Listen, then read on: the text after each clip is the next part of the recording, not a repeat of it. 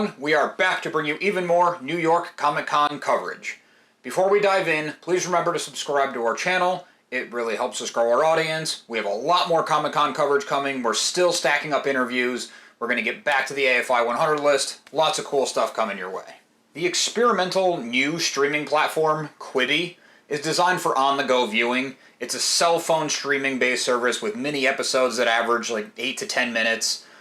A lot of the content is even shot in the skyscraper format for even more comfortable one-hand-holded phone holding. Now I gotta admit, I dislike the concept of this. It's an oddly specific target, and the skyscraper format for watching things makes my skin crawl.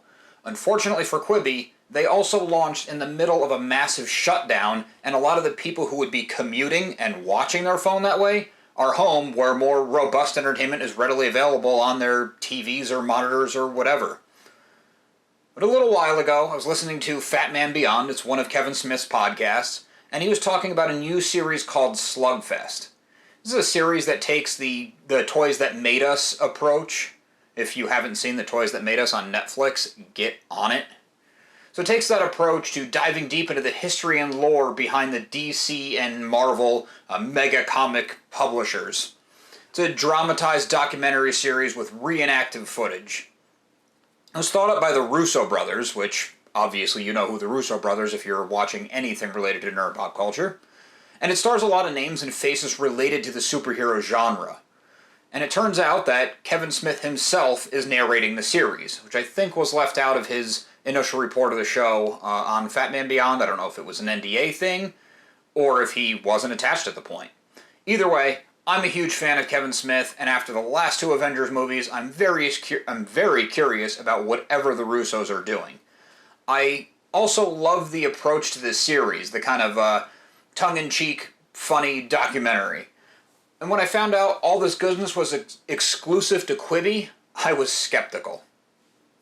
Now, I don't mean to keep bashing on Quibi, but the platform has been underperforming across the board.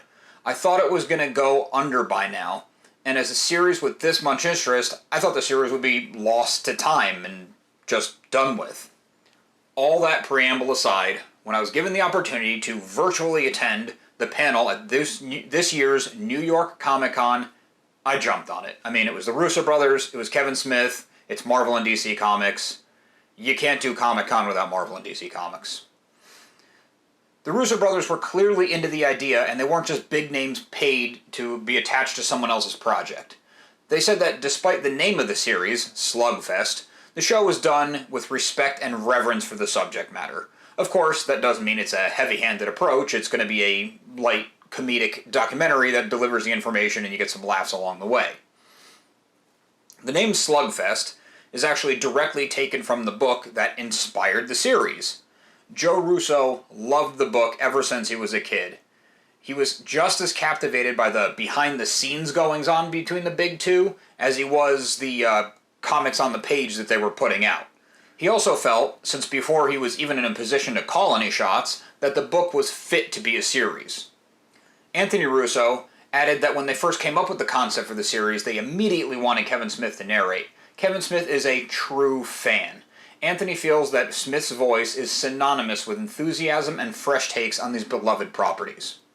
To bring the project from concept to reality, the Russo brothers brought in Sheena Joyce and Don Argot, or Argot, I'm not exactly sure, sorry. The couple behind the incredible documentary Batman and Bill. It's streaming on Hulu if you haven't seen it, and I actually reviewed it on SoWizardPodcast.com a little while back. It is phenomenal and eye-opening and, yeah, a little bit sad, but worth it for any comic fan. They also loved the concept, and they added that they always appreciated the rivalry between the two big publishers. The rivalry was always friendly competition that resulted in a comics arms race, and it was only beneficial for the fans. And the rivalry itself was played up for the fans' benefit as well.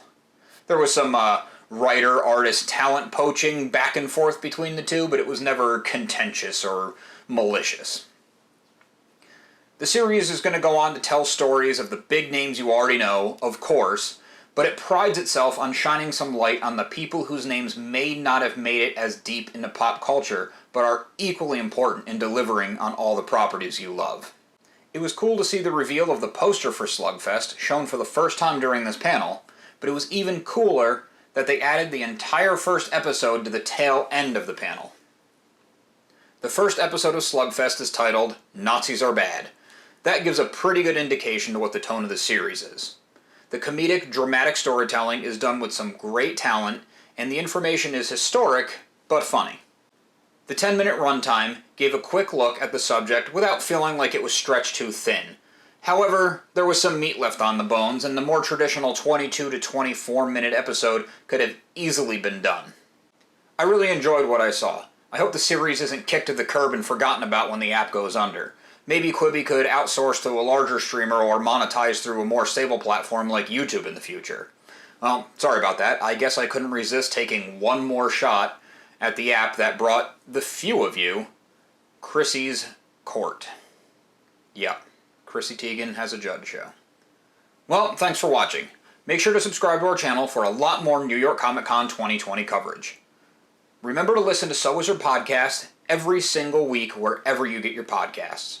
So Wizard Podcast can also be found on Patreon, where for as little as $1 a month, you get bonus episodes. Visit SoWizardPodcast.com for reviews, recommendations, all new merchandise, and more. We love hearing feedback, so drop us a note in the comments or leave us something on social media. Thanks again.